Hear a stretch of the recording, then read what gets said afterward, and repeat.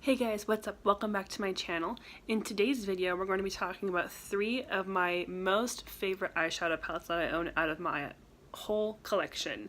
One is a palette that I use every day. One is a palette that I gravitate more towards because of the great shades that are in there.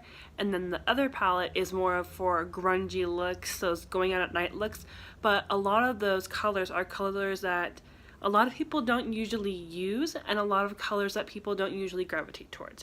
So we are going to go ahead and jump into the video.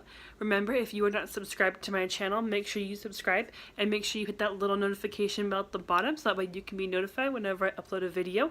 This video is not going to be very long. I'm going to have a voiceover to go over each of the palettes. I have individual pictures that I have taken of each of the palettes, so that way you can get a really good look at each individual palette. So without further ado, let's go ahead and get on into the video. I apologize for the cutoff of the picture. The picture of how I wanted it to be did not come out that way. So anyway, I love this palette. This is a very much an everyday palette for me. It's warm, it's lovely, it blends like a dream, and I love the color scheme. For me, I am a very much warm peach person, and I love these shades for everyday use. I actually have used this palette every day since it came out, so I definitely love this palette. This is $45. There's 12 eyeshadows, all matte. There are no shimmers. So this palette is really versatile in a way where you can do a smoky look, you can do everyday looks, you can do a simple eye look if you're going for that no makeup kind of day. If you're just going to have a day inside and you're just going to watch Netflix and chill on the couch, this would be a good palette for that too. I really love the way that Too Faced did this palette. Instead of the other palette, I felt like it was just odd.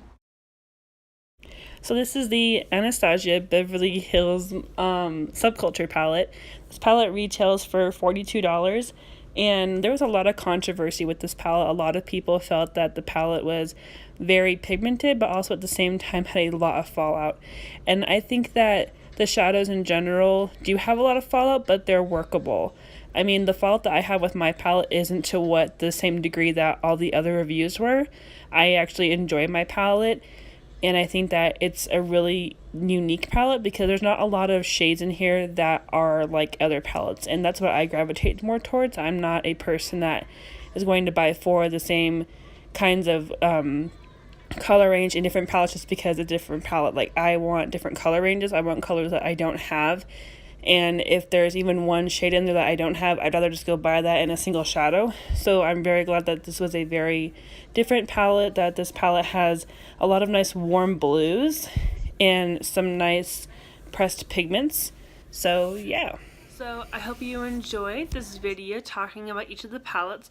I really do enjoy these palettes. I think that they are fantastic. I think that they are definitely worth their money. I think that palettes like these are things that people need, and I think especially a lot of makeup artists and a lot of women gravitates more towards these colors.